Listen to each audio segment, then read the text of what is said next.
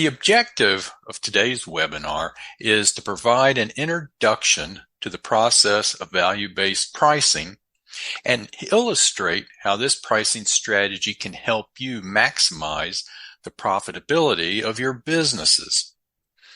Specifically, we'll talk about pricing in general, give a short introduction to that topic, and then go into a description of value-based pricing. And then we'll look at value-based pricing in the business-to-consumer channel in detail and work through a practical example of developing a value-based price. Finally, we'll do the same thing in the business-to-business channel and work through the process of developing a value-based price in that channel. So what is pricing? Well, pricing is the process whereby a business establishes a price point at which it desires to sell its products and services. We say that pricing nominates the value of a product or service in an open, free, and competitive marketplace. And we use the word nominates because in an open, free, and competitive market, consumers typically have choices, and price negotiation is often a part of closing a deal with a particular customer. Finally, pricing helps a business meet its business and financial objectives. The most common pricing strategy in small businesses is cost-based pricing. And here's an illustration of how that works. Let's pretend that we have a product, or it could be a service, but in this case, a product that has a product cost of $30. That should include supplies, materials, labor to put it together, maybe packaging for it. And in this business, we use a typical retail markup of 100% so that the price of our product is equal to the product cost plus the markup, which gives us a price of $60. The gross profit for this product is equal to the price minus the product cost, which gives us a gross profit of $30. And the gross margin for this product is the gross product divided by the price, which gives us a gross margin of 50%. Now let's pretend for a moment that we've introduced a fantastic new product to the marketplace. This fantastic new product may replace our current product. In any case, the product cost of the new product is $49, and using the same retail markup of 100%, we come up with a product price of $98. In this situation, the gross profit is equal to $49, and the gross margin is still 50%. Now we might start to ask ourselves, is $98 the right price for this really fantastic, great product we've just introduced? And if it's not, what should be the new price for our product? And if there should be a different price for our product, how do we go about determining that new price? Well, that's where value-based pricing can come in. So, what is value-based pricing? Well, as we saw, cost-based pricing is based on the cost to produce a product or a supply or service, or supply a service. Value-based pricing, on the other hand, is based on the value that a customer perceives in a product and service. Customers make purchasing decisions in an attempt to maximize the value they receive in a transaction. Lowest price is not always a consumer objective. The primary business objective, that is our objective as small business owners for value-based pricing, is to monetize the value that we are delivering to the customer. So let's talk about some considerations to think about as we get ready to apply value-based pricing. First of all, a value-based price has no relationship to the cost to produce or sell an offering. And this is because customers really don't care what it costs you to produce the product or service. They are focused on the value side of the equation. A really great contemporary example of this is the EV car market. Customers, some consumers have a lot of value for electric vehicles, and they are paying premiums of 30 to 50% over the price of a similar internal combustion engine vehicle.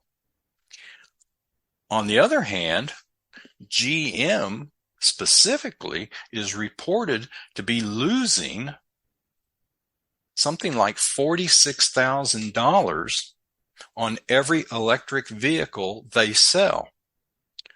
The consumers don't care. They're focused on the value. They're willing to pay a premium for that value over the internal combustion engine cars. But given the situation right now, GM is losing $46,000 on every transaction. Another example is a common everyday product, Morton's table salt, which in the 26-ounce size probably sells for somewhere around $1.43 in most grocery stores. If you go online, you can find another product, a 16-ounce bag of something called Himalayan pink salt, and that sells for $38.43. Now, the price differential between those two is not due to the fact that it costs a lot more to make Himalayan pink salt. No, consumers are willing to pay that price premium for what they perceive as the value in Himalayan pink salt versus table salt. So, in the business to consumer channel, how do consumers perceive value in a product or a service that we might be offering? Well, they look at several things. First of all, does this product or service solve a compelling problem that I have as a consumer? Or does it meet a compelling need or compelling needs? Does the product or service offer me convenience over what I'm doing right now? And does the product or service and the transaction for obtaining it provide me a pleasant experience? These are the things that consumers see as value in products and services. An example of that might be something known as the Amazon Blink cameras. These are security cameras, and they can be used indoors or outdoors. They're very easy to set up. They have excellent picture quality, and they're very easy to interface with your mobile phone so that literally you can monitor the security of your home or your business or whatever anywhere in the world. And so Amazon Blink cameras are priced with a value-based price to reflect the value that they're delivering to consumers. Now, it's good that we know how consumers see value in products or services. The problem is those consumer perceptions are totally qualitative. That is, if I say that a particular feature in a product really, I have a lot of value for that. You may say you have a lot of value for that feature also, but that doesn't mean we literally have the same level of value. And so that affects the pricing of the product. Now, the way that consumer product companies like Procter and Gamble, Coca-Cola, just name any of them, the way they get around this is to do some very extensive, and I might add expensive, consumer research in order to zero in on what consumers really value, how much they value those things, and most importantly,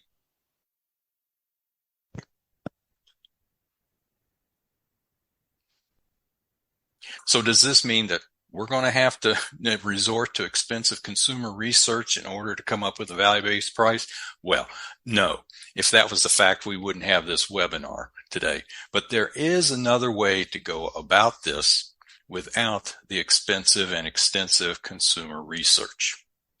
And so what we're going to talk about today is a process that gets us to a value-based price without the expensive consumer research. And this is a 4-step process. And the first step is to, first of all, be able to understand and articulate what is the positive differentiation that we are bringing to market with our product or our service. The second step is to define a valuable pricing range for the offering. In other words, whatever market you're entering, whatever market segment you're entering, given everything else out there, and depending on the positive differentiation you bring to the market, there is a viable pricing range that you're going to fall into with that product or service. And we want to try and define what that is. And then in step 3, we need to pick a pricing strategy for our product as we introduce it to the market. Now, there are lots of different pricing strategies. 3 very common ones are the ones we have here. And that is targeting the early adopters. These are the folks who can't wait to try a truly unique and innovative product. They got to be the first to have it, and they want the first to play with it. And because of this, they tend to have a very high willingness to pay. In fact, if your neighbor down the street just bought the newest Tesla available, he wasn't too concerned about the price of that thing. Another pricing strategy is called penetrating the market. And this is where we offer a price in the lower part of the viable pricing range in an effort to really grow market share quickly. We can call this an introductory price, if you will. And then the third pricing strategy is just simply a neutral pricing strategy where we aim for the middle of the viable pricing range and kind of depend on organic growth to build market share for us. Step 4 of the process is to make sure that we align our marketing plan, our marketing strategy, with the pricing strategy that we've chosen. The marketing plan for early adopters is probably going to be different than the one for penetrating the market. So here's an illustration of a general a viable pricing range, and then where the 3 pricing strategies kind of position us in that viable pricing range. The early adopters are somewhere towards the top of the range. The neutral pricing folks are in the middle of the range. And if we've selected penetration pricing, we're going to be down here, at least for the introduction of the market, of the product to the market. So let's go on and work through a practical example of how this works. And we'll do this with something called the DMX40 shortwave Morse code transceiver. The DMX40 is produced by a company called Prepcom in Sandpoint, Idaho, and that's their website. And this is an illustration of the DMX40. It's about the size of a hardback book, about 8.5, I don't know, by 11 or so. And it's a self-contained unit, and it was invented by Eric Anderson, who's an entrepreneur and a former Apple software engineer. The really neat thing about the DMX40 in the shortwave world is you can attach a keyboard to this thing, and then you can type in a message. It's like text messaging. And this thing will convert it to Morse code signals, send those signals out, and then when someone answers you, and their answer comes in Morse code, the DMX40 will translate that and then display the message on the LCD. It's definitely a unique, one-of-a-kind product for global texting communications. So we have this new, unique product in a particular market segment of the shortwave industry. How do we go about pricing this? Well, as we said, step one was to define the positive differentiation. So for the DMX40, there is no Morse code translator that has the same level of message integrity. That means the translation is basically perfect, even under staticky conditions, less than ideal conditions. The message integrity is still literally 100% perfect, and no other translator does that. No current translator has self-contained transceiver capabilities. What that means is if you have a PC-based translator or an app-based translator on your phone, you've got to connect your PC or your phone to a separate shortwave transceiver in order to use the translator in real time for transmission and reception. The DMX40 has a built-in transceiver. And the DMX40 is the only translator that needs no infrastructure to operate. It doesn't need an online power source. It has a battery pack. It doesn't need to use what's called shortwave repeaters, which are kind of like cell towers, in order to propagate a message some distance away or even around the world. It can transmit directly through the atmosphere and provide global text capability without any infrastructure. And so it really offers global texting capability with very low power consumption. All right. Now, second step in the process is to define a viable pricing range. Well, PrepCom decided to set the viable pricing floor for the DMX40 as the approximate break-even cost to produce a unit. For them, that was a quantifiable floor for viable pricing. To try and set a high end to the viable pricing range, we looked at other items in the amateur shortwave market. Things like high-end, very capable transceivers, scanners with a lot of features, handheld transceivers, which were truly at the upper end of the amateur market. And what we saw was these types of units tend to retail in the $300 to $500 and even higher dollar range. And so this being a unique high-end product, we decided to set the range in that area. And so specifically, after a lot of analysis, we set the bottom of the range at $200 and the top of the range at $400. And so graphically, this ended up looking like this. We said the third step of the process is to adopt or set a pricing strategy. And so given this is a very innovative, one-of-a-kind, unique, high-capability electronic product, it was really a no-brainer to say that we were going to target the early adopters as the initial pricing strategy and put our price in the upper part of the viable pricing range. And so the price was initially set at $349.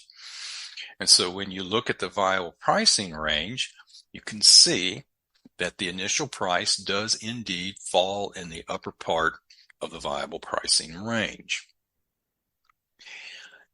And finally, the fourth step of the process is to align the marketing plan with the pricing strategy.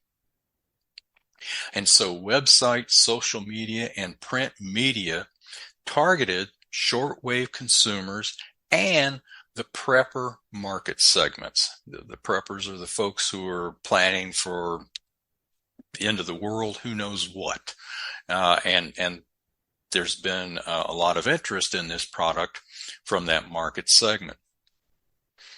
And so the marketing messages that go out through these media channels featured or talked about product features, competitive product features, product advantages, and then product benefits to individual consumers.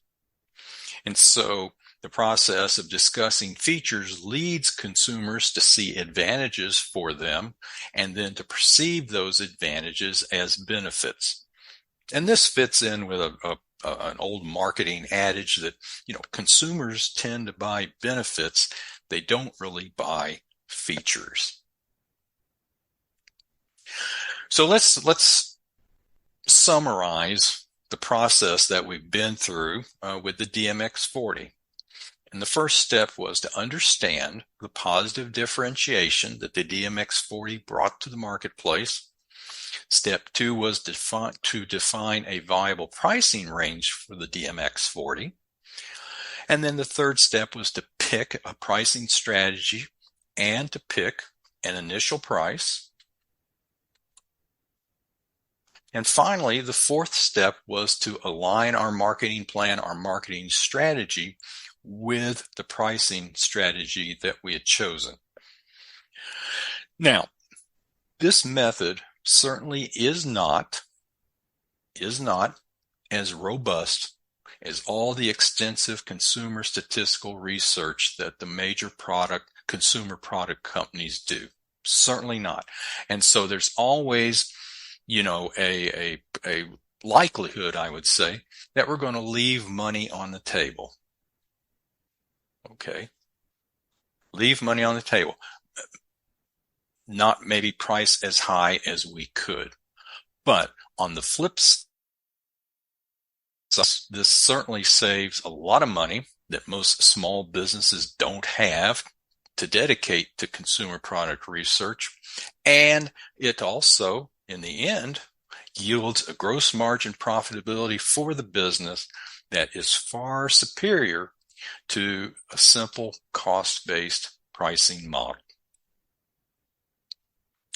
So, as we close out the discussion on the business to consumer channel, this is kind of an overview of all the different areas where we as consumers will come up against value-based pricing. In food items, specialty foods, specialty packaging, lifestyle foods, gourmet foods, even one grocery store versus another shows a difference between value-based pricing and cost-based pricing. In services, there are such things as high-level landscaping services, consignee auto repair. If you're out buying a vehicle, car companies offer value option packages priced to monetize the value they're delivering in those packages. And then, in a general shopping experience, say like at Harbor Freight, you often see the opportunity to buy a good product, a better product, or a best product, and the pricing of those three products certainly tracks the value that's being delivered. And then in the hospitality industry, I think most people would agree Marriott offers a value-based price versus the, cost-based price of Super 8. So it's around us everywhere. And there's always opportunities for us to adopt that pricing strategy for particular situations in our own business. So given all of that, let's now move on to the business to business channel and look how value-based pricing works there. In the business to business channel, value-based pricing works completely different than what we just observed in the business to consumer channel. And this has everything to do with the way business customers perceive value in an offering versus the way consumers perceive value in an offering. So, for tangible products or services, business customers perceive value in these three ways. First of all, they look at a new offering and try to perceive if it can help them lower their costs, the cost of producing whatever products or services they provide. Or they look at an offering to see, can this offering help me increase my revenues? And then finally, they look at an offering to see if it can provide me with some type of psychological benefit or benefits. And so we're looking at lowering costs, increasing revenues, and the providing of psychological benefits. These are the three key things business customers are looking for in a new offering. So let's look at all three of these in a little more detail. So how can an offering provide lower costs for a customer? Well, maybe your offering can help improve production efficiency for them. They can produce more units of production with the same resources. Maybe your offering can improve the quality of what they produce, and this results in lower reduced rejects, and a lower cost of production. Maybe your offering helps to reduce the input of other expensive components in their product or service. That's a cost lowering. Also, maybe your product can help reduce customer returns by providing a higher quality finished product, which would reduce warranty work costs. And so our job as the seller is to try and quantify any and all of these that may apply to our particular offering. Now, how can an offering increase revenues for a customer? Well, maybe it can improve the quality of a customer's product or service, thereby allowing them to increase price. Maybe it's going to debottleneck a particular process for creating a product or supplying a service, and so it creates more units of saleable product or service, which again will increase revenues.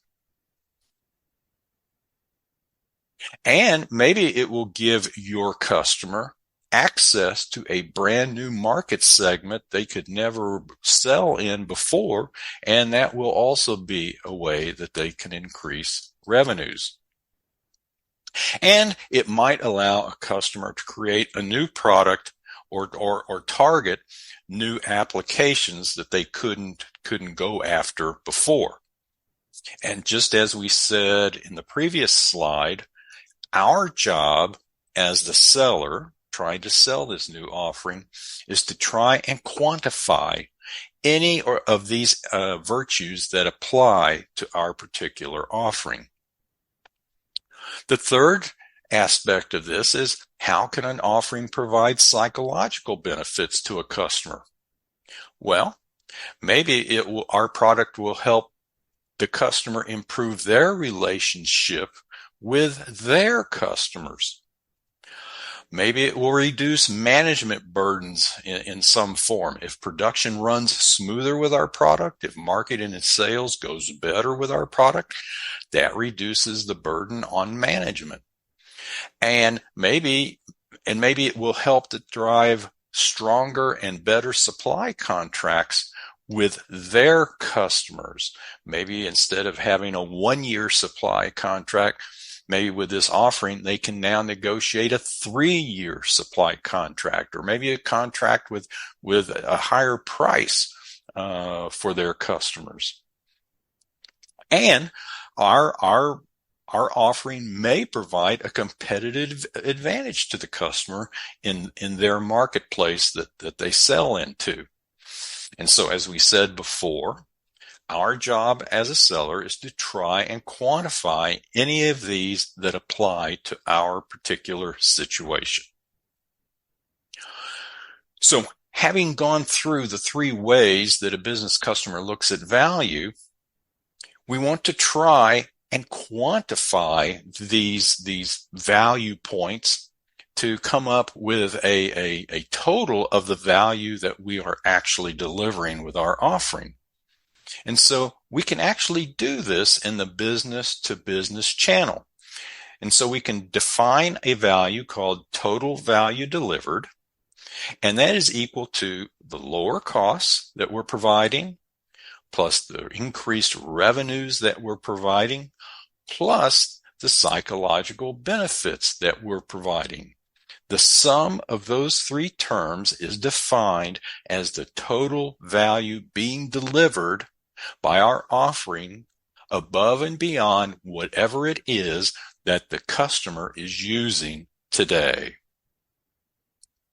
And so the goal here is to express lower cost, increased revenues, and psychological benefits in monetary terms.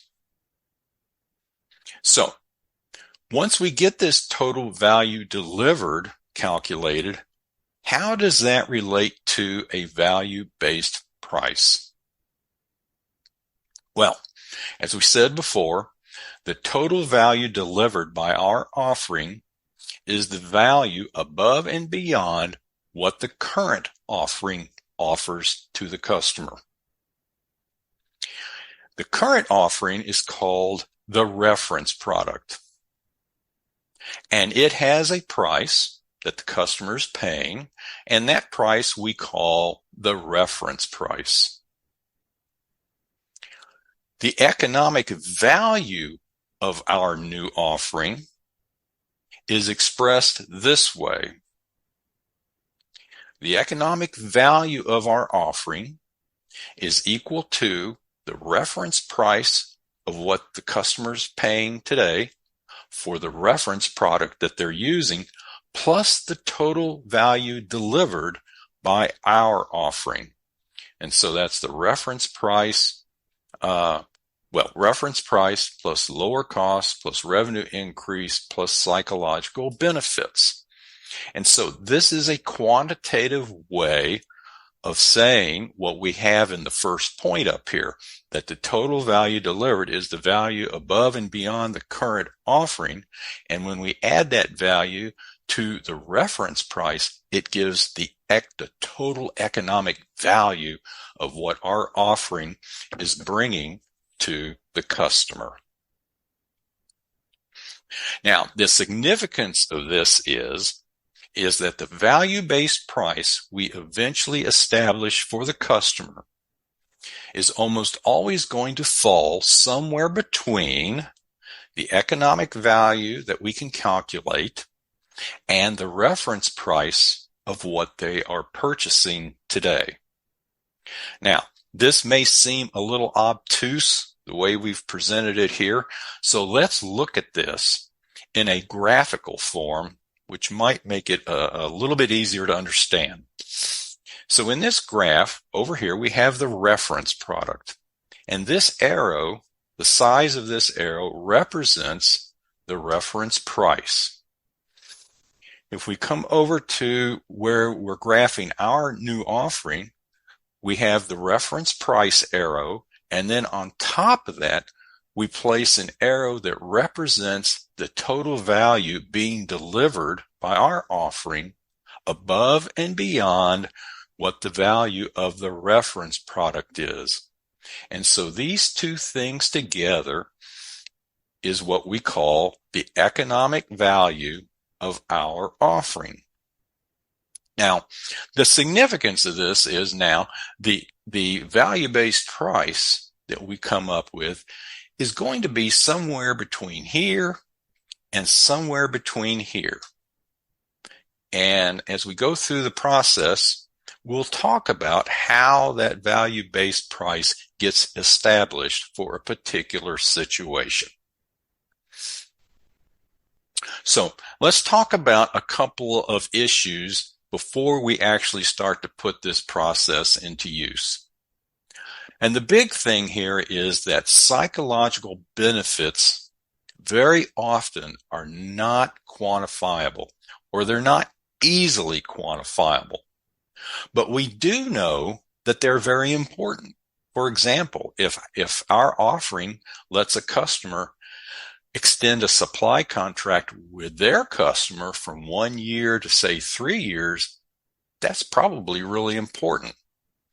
And so, but the fact that these can be difficult to quantify means that very often we'll just set the psychological benefits to zero, so we don't have to worry about this issue in the calculations, but we certainly will keep track of the psychological benefits because they may become very important negotiating points and provide us a lot of leverage when it comes time to close a deal. Okay, so given all this, let's look at a practical business case example. And so we're going to look at the area of exterior car detailing. And in this example, we're going to be the company that sells cleaners to the detailing companies so that they can do the detail jobs on their customers' cars. So, typically in exterior car detailing, you're looking at hand washing the car, extra effort to remove tar and grime that's not removed in the hand washing process, typically followed by a hand wax job and a buffing of the wax to bring out the maximum shine. And then, if necessary, restoring the headlight lenses on the car. You've probably seen cars that have really cloudy headlight lenses. Well, those can be restored so that they look like new. A typical total car finish restoration like this can cost in the neighborhood of $300. Very often, it's a 4-hour job and it requires a crew of 2 people in order to do the job.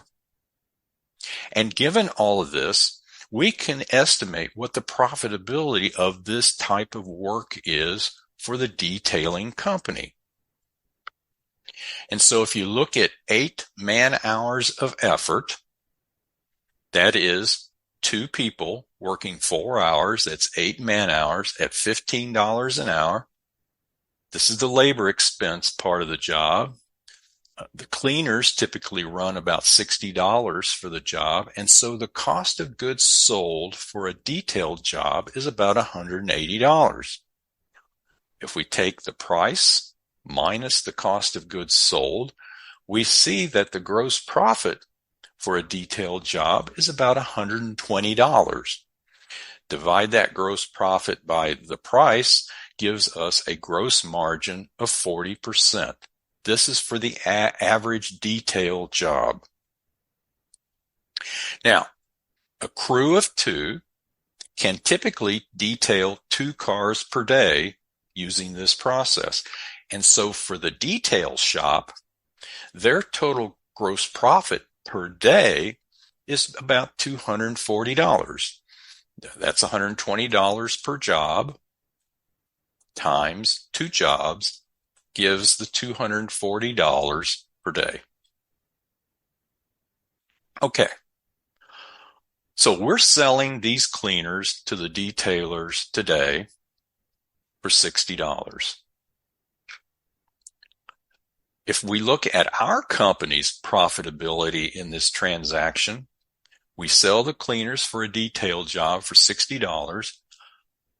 Our cost of goods sold to provide those cleaners is $32, which means our gross profit is $28.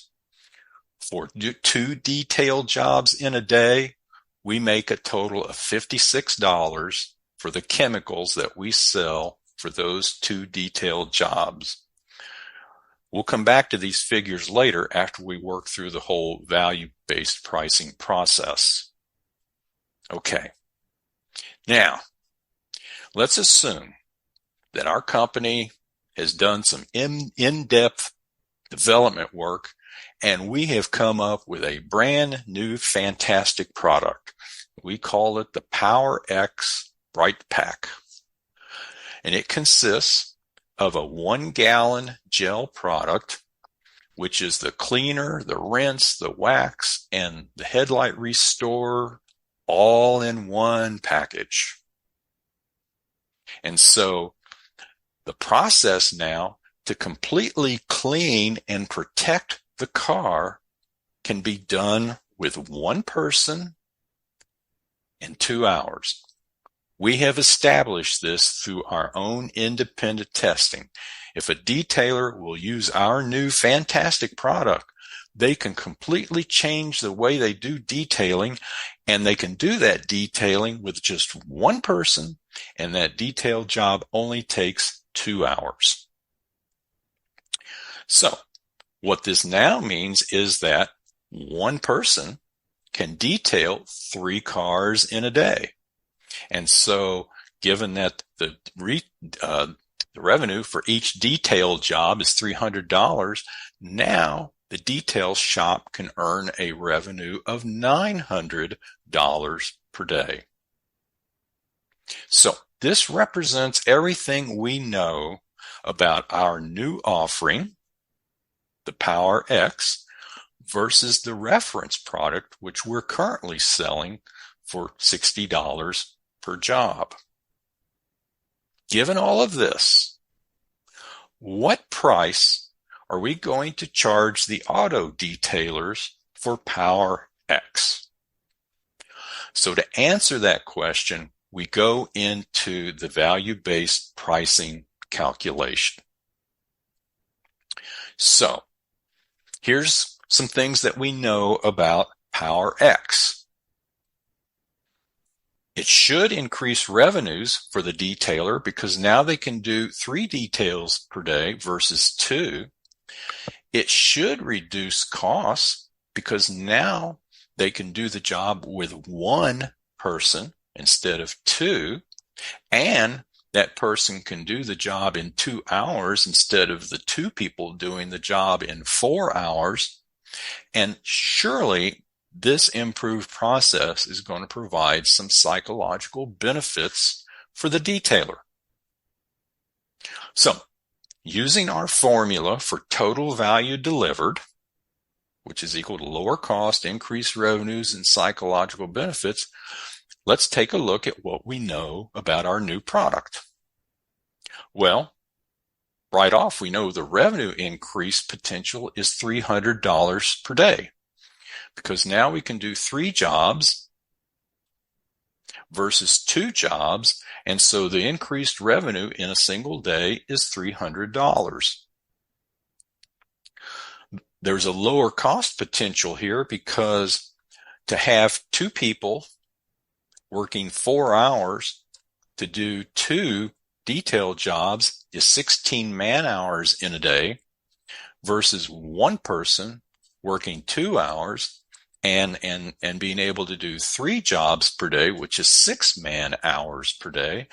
And so we're saving 10 man-hours per day times $15 per hour is $150 a day in manpower costs.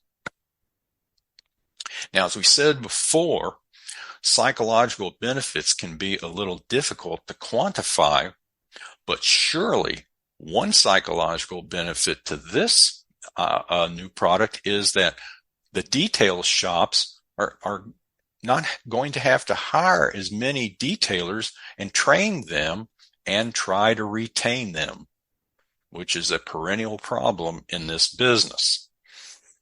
Okay, so taking these results, we know that the total value delivered by Power X above and beyond the current product is $150 per day lower cost, $300 a day increased revenue, and some psychological benefits that are not quantified, but they are significant.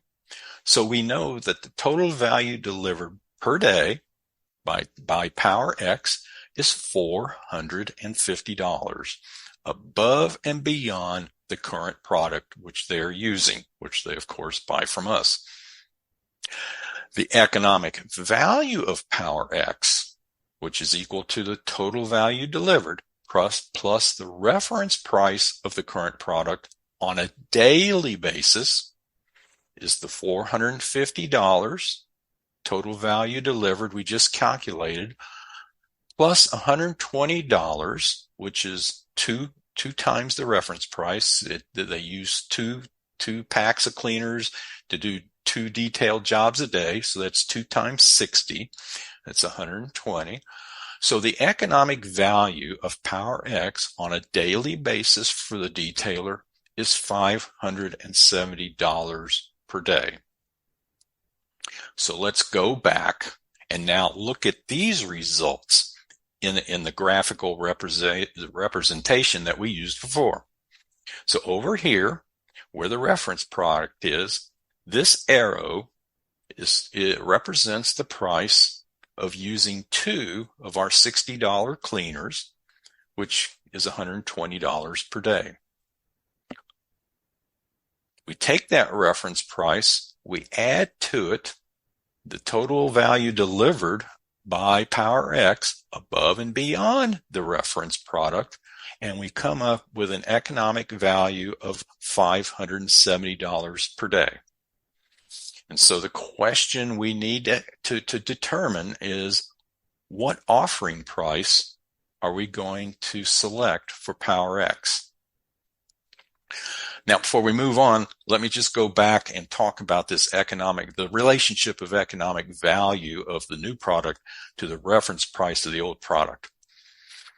If you think of the detailer, we give him the option of buying Power X, enough Power X to do 3 detailed jobs a day, and we charge him $570 for that Power X, or give him the option of doing 2 detailed jobs a day with the current reference product at $120 to do 2 detailed jobs per day. If you calculate the gross profit from these 2 scenarios, this one and this one, at the economic value of $570 per day, the gross profit to the detailer in a day will be the same here as it is here. And that's why we say that the detailer really has no incentive to change if the new product doesn't improve his gross profit position. So that's why we'll come up with an offering price that falls somewhere between these 2 points in order to give him some incentive to change. And here's how this will work. Like we said, the economic value of Power X is $570 per day. And theoretically, at this price, the detailer should be indifferent as to which product system he uses, because either one of them is going to give him a gross profit of $240 per day. So, to incentivize the customer, to incentivize the detailer to adopt our new system, what we're going to do is we're going to share part of the total value delivered with the customer, okay, with the detailer. We're going to share some of this value that's being delivered by Power X to give them an incentive to change. And let's just say, for example, we're going to share 33% of the total value delivered. In other words, we're going to share 1/3 of the total value delivered by Power X with the detailer to give him an incentive to change. So the total value delivered, like we said again, is $450 today. So 1/3 of that total value delivered is $150 per day. And so we can say our total value delivered is equal to what we're going to share and what we're going to retain. So it's $450 total, but we're going to share $150 with the detailer. And so we will hold on to $300 per day of the total value delivered. And so the price, based on the remaining value delivered by us plus the reference price, is equal to $420 per day. So what we did here was we said we're going to add the remaining value that we're keeping, which is $300 per day, and we're going to add it to the reference price, which is $120 per day, and that gives us a price for Power X for a day's worth of details of $420 per day. So, since we can detail 3 cars per day with Power X, that means each Power X kit should be priced at $420 per day. That's the price for enough kits to do a day's worth of details, which is 3 cars. And so each kit by itself will be $140. And so what we've done here is we've shared some of the value with the detailer. The value that we've retained, we added it to the reference price of the current product, and that's how we figured out the value-based price for Power X. And so let's see how this actually really does end up delivering value to the detailer. Okay? Well, remember, with Power X, we can do 3 cars per day. Okay? So the revenue for 3 cars is $900. The payroll cost is 1 person working 2 hours per detail job times 3 detail jobs per day. The payroll cost is $90 for the detailer. 3 kits of Power X at $140 per kit is equal to $420. And so the total cost of goods sold is $510. That means the gross profit is $390, and the gross margin now is 43%. How does that compare with the old reference product? Well, we said the old reference product was basically 2 cars per day with a revenue of $600, a total cost of goods sold of $360, and so a gross profit per day of $240 and a gross margin of 40%. So, by using Power X, our customer has the potential to make $150 per day more profit by using Power X than by using the current product, even though the Power X costs significantly more per kit than the current products. Now, what about our profitability? We're the chemical company providing the cleaners to the detailers. What do we get out of this? Well, we know that each Power X costs us $65 to produce. And each kit we sells for $140. And a detailer can use 3 kits per day. And so for us, the revenue for 3 kits minus the cost of goods sold for 3 kits yields us a gross profit of $225 per day when those 3 kits are used in 3 detail jobs. Recall back at the beginning of this, we only made $56 per day with our old product, the reference product. So in this situation, by finding value in the detailing process and extracting that value with a new innovative product and sharing some of that value with our customer, the detailer, both we and the detailer have the opportunity to increase our profitability through this value-based pricing strategy. So let me summarize where we've been. In the business to consumer channel, customers perceive value in products that meet needs, solve problems, provide convenience, and or create a pleasant experience. These are not quantifiable. In the business-to-business channel, customers perceive value in products that lower costs, increase revenues, and provide a psychological benefit. These, in theory, are quantifiable, and in practice are usually quantifiable. The seller's job, that's us, the people offering these things, our job is to first discover what the value is that we're delivering, and then educate the customer about that value being delivered in whichever channel we're selling in, business to consumer, business to business. The better job we do as sellers in educating the customer about the value we are delivering, the higher the customer's willingness to pay, because then they realize what kind of value they're receiving.